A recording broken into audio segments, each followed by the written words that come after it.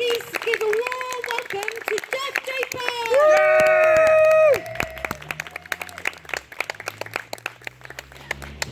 Good evening, everybody. Yes, my name's Jeff Japers. Used to be a delivery driver for curries, spooning korma through people's letterboxes.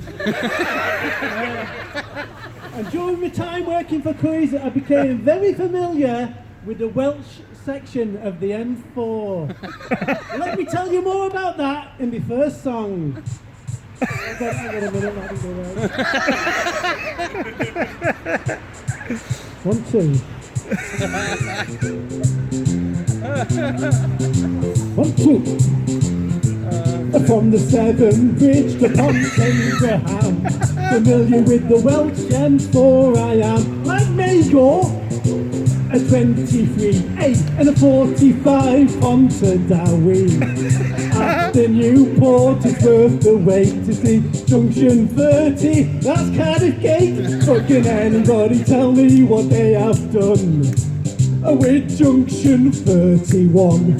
Oh, what have they done? Won't you tell me with Junction 31? The Vicky maybe, I'm the only one to notice that it's gone. Clap your hands!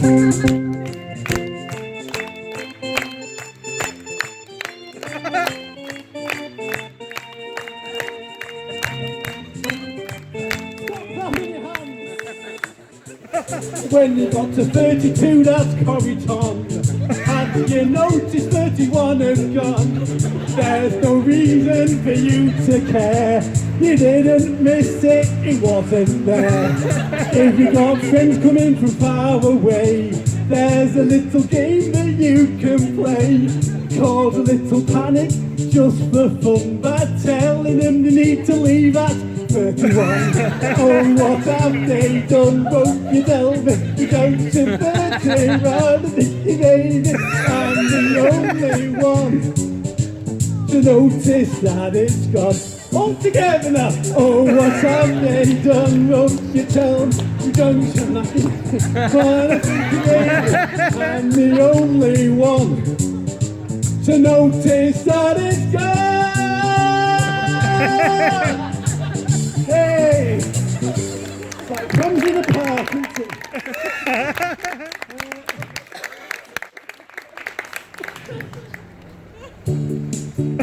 Now, I mentioned there the end of the M4. And funnily enough, me and the family went on holiday, not to the end of the M4, that would be silly, it's a service station.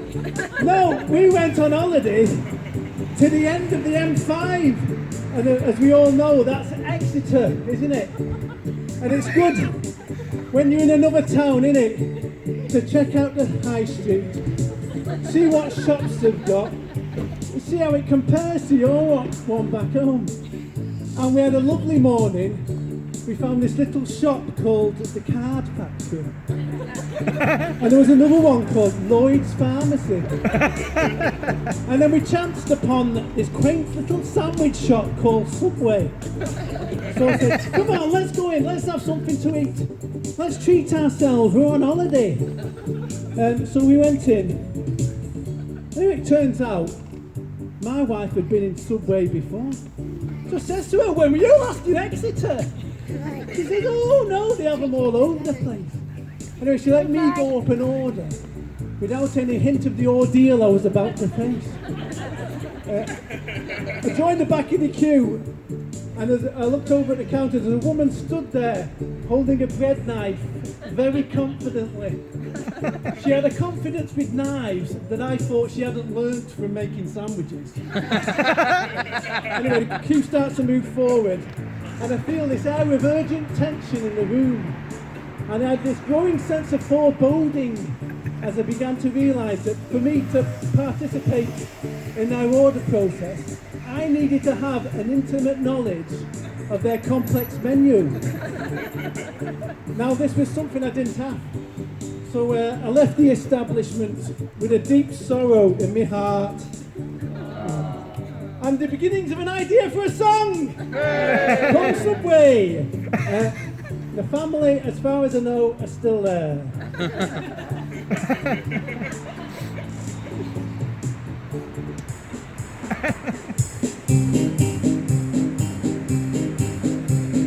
Subway, don't go to Subway. Interview for your food. 20 questions before you chew at Subway. Subway, don't go to Subway. They spread across the nation with their food interrogation at Subway. So let me tell you what happened. I ordered a meatball sandwich, the vegan one, and it was Mariana, and a woman asked me a question. She said, "What bread do you want?" She didn't sing it. I said, "I want white," which I thought was a reasonable answer. But as she pointed to the board, I realised that answer wasn't quite right. No. Because they've got foot-long, 6-inch, honey nut, hearty Italian, herb and cheese, or the wheat bread. A lot of choice. I feel so humiliated now. Oh, I wish I was dead. But that wasn't it. She said, "Do you want it hot? Why not? Ooh, would you like some cheese? Yes, please." There's a good chip shop around the corner, but I'm stuck in this sandwich order now. They didn't tell me that once you join this queue of shame, then you must play this sandwich game for life. Stuck inside this living hell, your soul you have been forced to sell to Subway. Then there's a salad bar. I thought we'd finished. Woman, you're going too far. I tried to make some insurrection, but she makes me make my selection now. From a choice of pepper, pickled onions, olives, jalapeno, lettuce, tomato, cucumber, and sweet corn. I've been so overwhelmed with choice, I wish I'd never been born.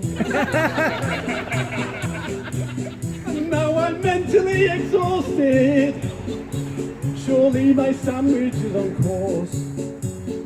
But she goes and puts me over the edge by asking if I want sauce. But I'd had enough. I said, "You can take your foot long and shove it up your Subway," which is a euphemism.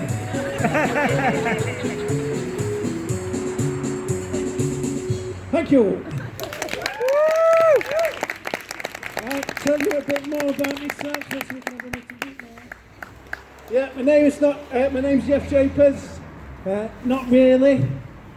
That's just a stage name because my real name's Crap. Jeff Crap. And in literature for me comedy, I put award-winning comedian. And you might think, "Oh well, Jeff, what was that award?"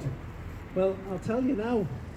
It was the Star on Holiday Award at a holiday camp in the Isle of Wight in 2014. Sounds impressive, doesn't it? Well, it will sound less impressive the more I describe it to you. It was based in two heats. The first heat was in the summer when we were on holiday there, and there was a children's competition and an adult competition.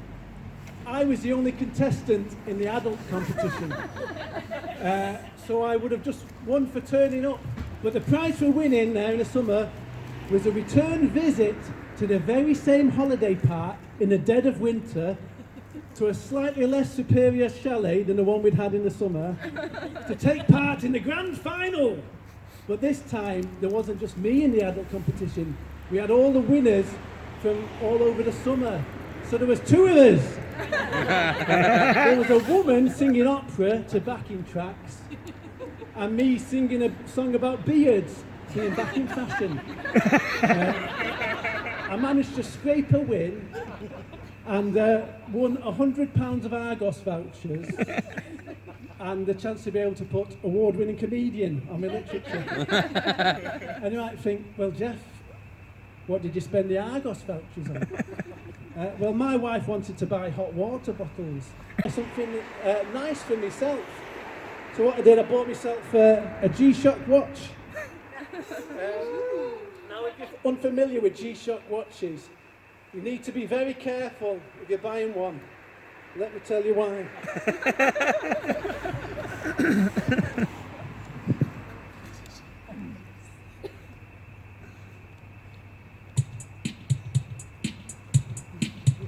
Oh, hang on, 32 on the keyboard.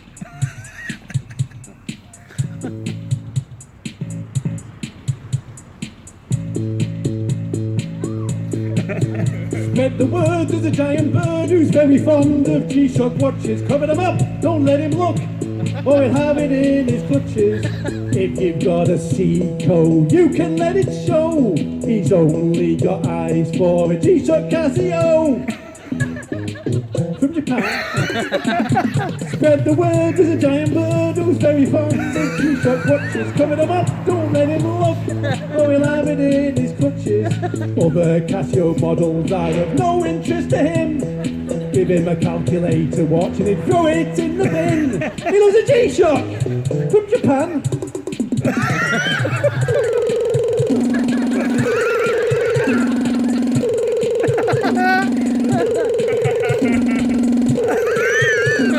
Down in the bottom of a very deep well, there's a bird in a hoard of G-Shocks he doesn't plan to sell. He's a fool to himself. There's no work in a hole. The solar powered and radio controlled. He likes a G-Shock. Spread the word, there's a giant bird who's very fond of G-Shock watches. Cover them up, don't let him look, or he'll have it in his clutches. G-Shocks are often used by the army and police. But be on guard, he's very hard and a very cunning thief who likes a G-Shock from Japan.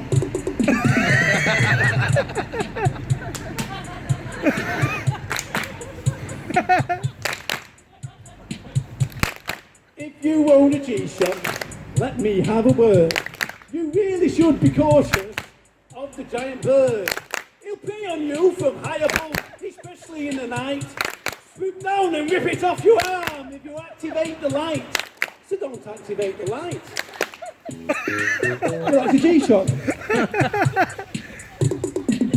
Spread the word of the giant bird who's very fond of G-Shock watches. Cover them up, don't let him look, or he'll have it in his clutches. Spread the word, there's a giant bird who's very fond of G-Shock watches. Cover them up, don't let him look, or he'll have it in his clutches.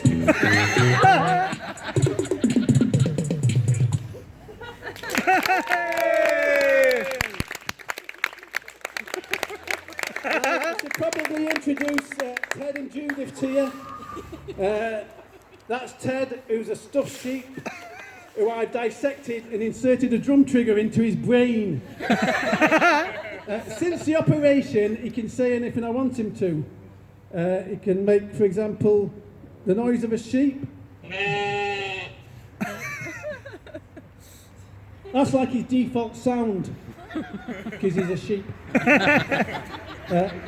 He can also make the sound of a cow.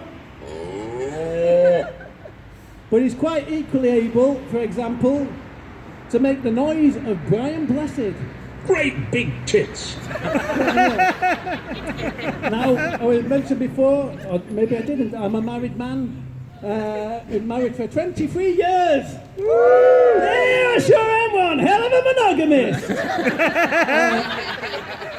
I was a long time into it, and I work up to 56 hours a week. That's legal, that's the working time directive. And I do comedy in my spare time. And you probably think, oh, Jeff, surely you haven't got any spare time. You're probably right. I shouldn't really be here. My wife thinks I've gone out for bread and milk. But yeah, married for a long time, like I say, 23 years. Not as long as my Uncle Roger and my Auntie Barbara, who've been married for 50 years. I got a photograph of them here for you. Hang on a sec.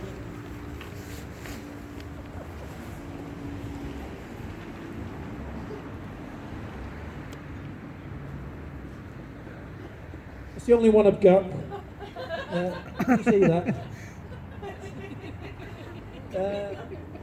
That's my Uncle Roger, a twat. That's my Auntie Barbara. That's Barbara's sister, Peggy, who was a tour manager for Black Sabbath in the 1970s. Anyway, this song is going to be about Barbara. And for this song, I will be playing the part of Roger, and you collectively as an audience will be playing the part of Barbara. Don't worry, you don't have to do anything. You just have to imagine what it feels like to be a postmenopausal woman trapped in a loveless marriage. Granted, that's easier for some of you than others. Let's see how we get on.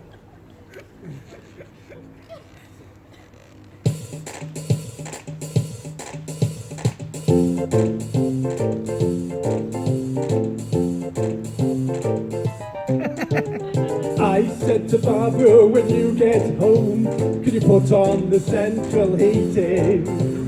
I won't be back till gone 8 o'clock because I have a meeting. But when I got home, the front room was cold, no heating was on. I took off my coat to give Barbara a row, but Barbara was gone. I put on the heating, sat down to watch Pointless while the house was warming. Pointless had been on at 5:15, but I had it recording. Also I thought, but the power was off at the sockets in the corner. How could she be so cruel to me? I should divorce her.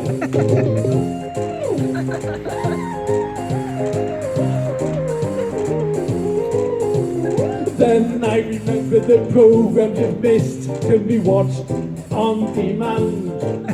So I got to see the episode of Pointless just as I had planned. But I only got to watch my favourite show until the head-to-head. It was then I remembered that I lived alone and that Barbara was dead.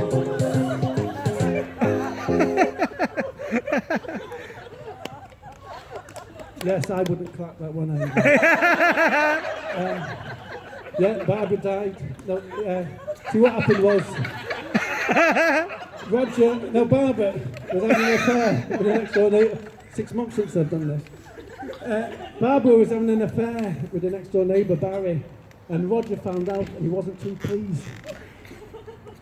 And he switched off a life support machine. I've missed out a few details there, but I think you get the idea. But it's good being married, isn't it? Although sometimes you get told off by your wife, don't you? I got told off by my wife once for popping a bag at Watsits at Slimbridge Wildfowl and Wetlands Trust, scaring away a load of birds into the air. And apparently undoing 60 years worth of conservation work. But it's not true. Slimbridge is still there, despite my act of terrorism. But in a way to try and make amends, I've written a promotional song for them that I'd like to perform for you now as a special treat. Come on.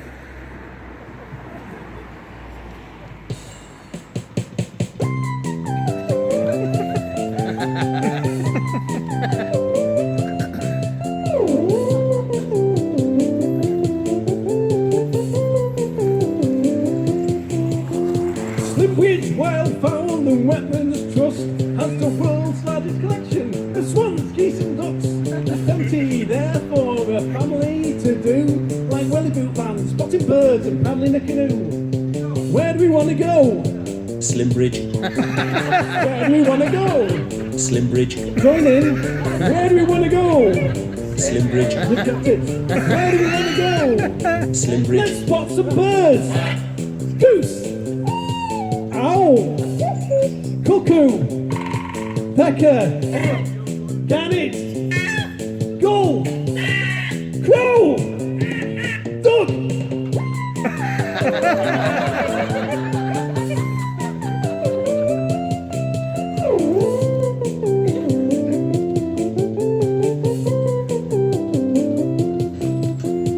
Where do we want to go? Slimbridge, Join in. Where do we want to go? Slimbridge, Where do we want to go? Slimbridge, Let's take it home. Where do we want to go? Slimbridge, Your turn.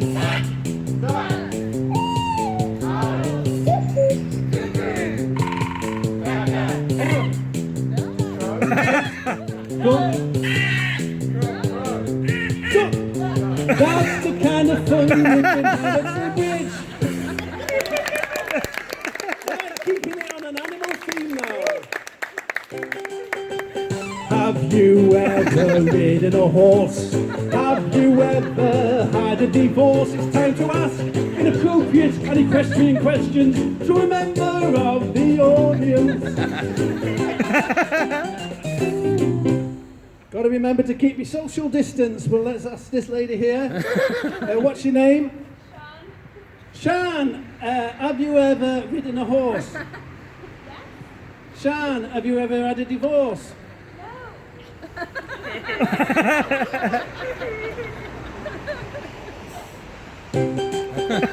Shan has ridden a horse, but Shan has never had a divorce. We ask inappropriate and equestrian questions to a member of the audience. Give Shan a round of applause. Well done, Shan. Just got one quick follow-up question. Do you like lemonade? That's good. It's time to find out who else likes lemonade in a song called I Like Lemonade. And it's got some audience participation. I say, who likes lemonade? And you go, I like lemonade. If you want. It's not obligatory. If you don't like lemonade, don't shout out. Stand up for what you believe in. But if you do like lemonade, please join in. Otherwise, it'll just be me and Shan.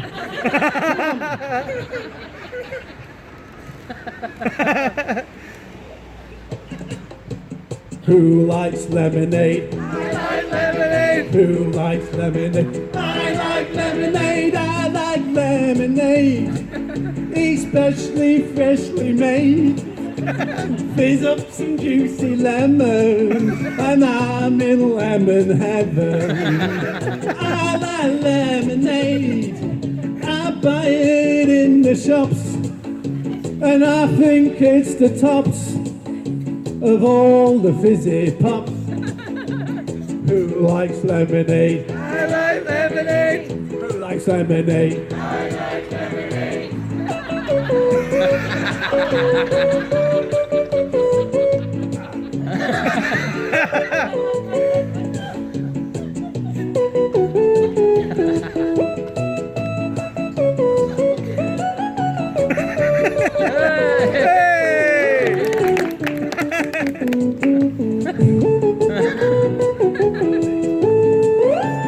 Who likes lemonade? I like lemonade. Who likes lemonade? I like lemonade. I like lemonade. I drink it in the shade. I've forgotten the words. Because I like lemonade. I like lemonade. And that's happening now. I drink it in the shade. I'm gonna have a victory. Remember that bit? Because I like lemonade. And I don't want your iron brew, your dandelion and burdock too. No other pubs can make the grade. I like lemonade.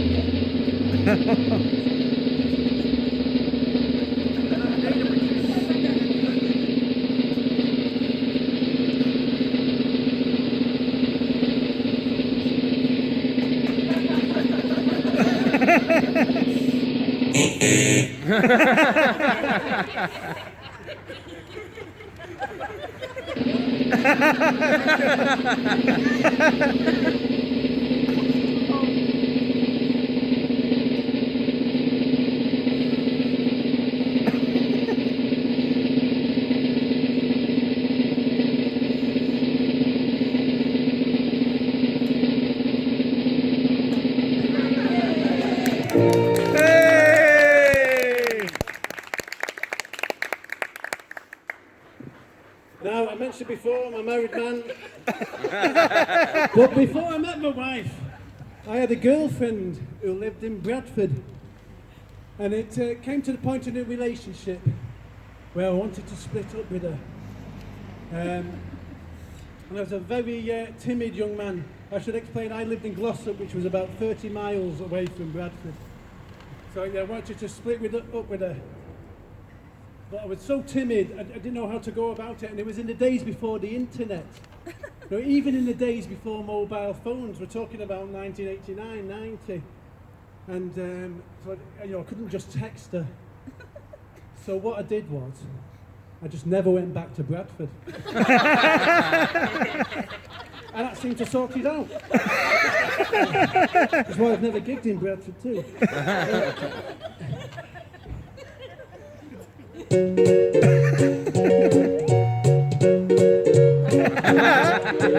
Don't sit there, June, don't sit there. The paint is still wet on that chair. You can sit almost anywhere. But don't sit there, June, don't sit there. Don't sit there, June, don't sit there. The paint is still wet on that chair. You can sit almost anywhere. But don't sit there, June, don't sit there. Don't sit there, June, don't sit there.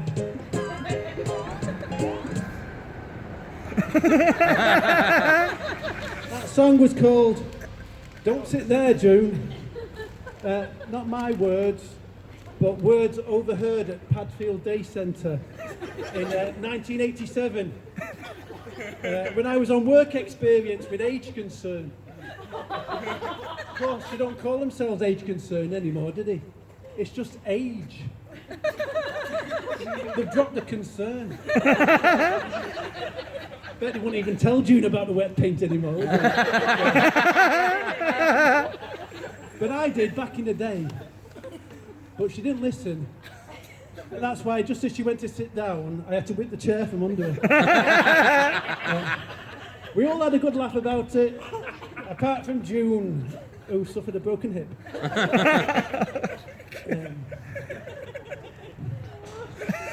Now, I've forgotten your name already. Shan, where do you do your weekly shop? Aldi. Have you ever been out shopping, Shan? And you get home and you bought something that you never intended to buy, but you've forgotten the one thing you went out for. It's easily done, isn't it, Shan? It's like the woman off the Stairway to Heaven song, isn't it? Let me explain.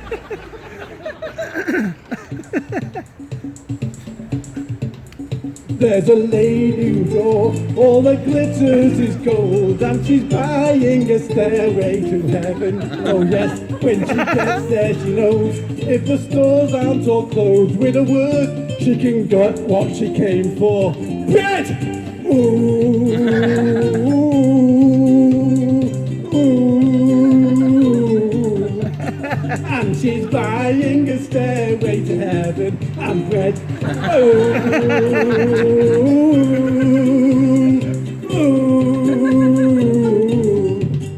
And she's buying a stairway to heaven and bread.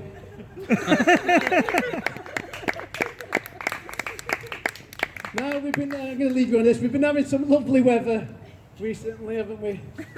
Reminded me of my favourite place to go on holiday. By the way, I do have CDs for sale. If you want them. 1, 2.